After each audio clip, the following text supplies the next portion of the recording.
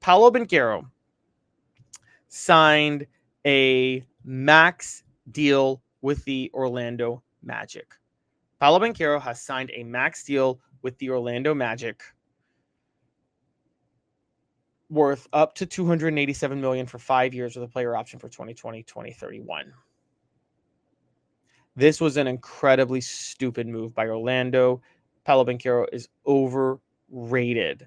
Paolo Banchero would seem like he is their best player, and Orlando's trying to lock in a core because they also have locked in going forward Tyus. Well, they signed Tyus Jones, they traded for Desmond Bane, and they also have locked in for their future Franz Wagner and Jalen Suggs.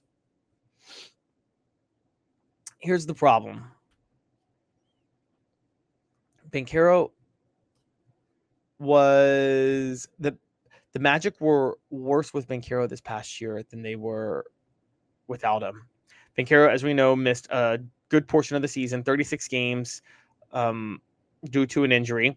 Coming back, he still averaged 25.9 points and 7.5 rebounds. All seems nice for the power forward at 6'10", 250. But the problem is at 6'10", 250, he is too much of an under the basket player. And if you're going to do that, you got to average more rebounds. You got to be more of a force under the basket. You got to average more blocks. You got to do better than 0.6. And Banchero is not efficient from the field. 45.2% from the field, not an elite 3-point shooter, 32% from 3, and barely 51% from 2. Matter of fact, may not be 51% from 2 and only 72.7% from the free throw line. You got to be better than that. You got to be more efficient than that as a scorer. And because of that, I got to say, I think he's overrated when you're talking about a max deal for somebody. Banchero, let's just point this out, didn't even have the best PER on the Magic this past year. I don't know if a lot of people know that. He didn't have the best PER on the Magic this past year. That would go to Franz Wagner.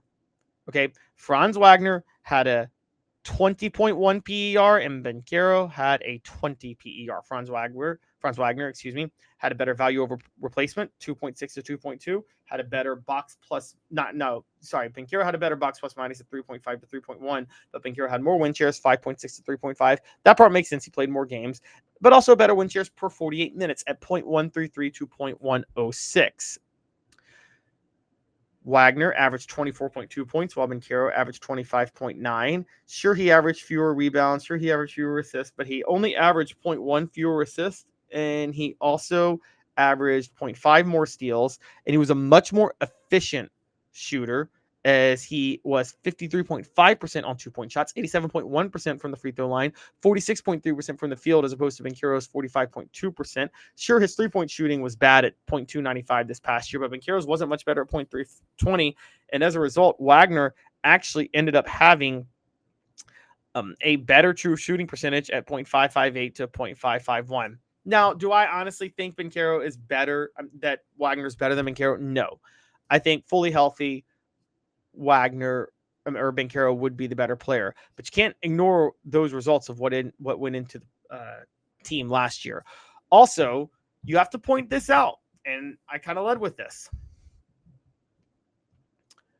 Banchero the Magic were 20-16 without Banchero. They were 21-25 with him. That's right.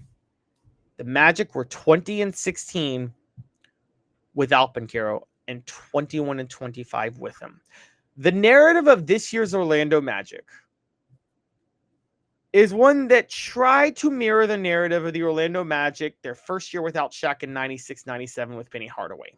That year, Penny Hardaway missed 23 games due to an injury, and Orlando was down in the dumps and 7-16 without him. Penny Hardaway came back. Orlando went 38-21 the rest of the year with him, got to the playoffs because of how great Penny Hardaway was without Shaq. Lost to the Heat in 5 games, but it really showed just how good of a player Hardaway is, or was.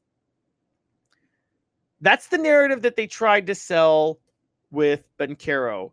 Missed some time early, came back, got them to the playoffs. Here is the problem. They were worse with Banchero than they were without him. Now, again, to be fair, I think a fully healthy Banchero the whole year, that would not be the case. But that certainly doesn't warrant a max deal. This was a huge mistake by Orlando. I think Banchero and them, they are going to regret it. They are not going to win a title. This is not happening. Sorry. Banchero is not, maybe he is their franchise, but this is not a way to win a title, and I don't see them getting any better. I get Banchero just finished his third year and was injured. So maybe with a little more development, he could turn into an elite player. But honestly, as the number 1 draft pick out of Duke in 2022, I haven't seen much from Banchero. I've seen solid development, and I see that he's a solid player. I think Banchero may be a number 2 option on a championship team. I do. I think Banchero may be a number 2 option on a championship team. I don't see enough to believe that he's a number 1 option. Now, again, things could change. I keep bringing this up. Injuries may have stalled his development. We're going to have to see. But at the same time, he didn't elevate the play of Orlando this year when he played for them. And that's a really, really, really big concerning sign. We're going to keep an eye on that as time goes on.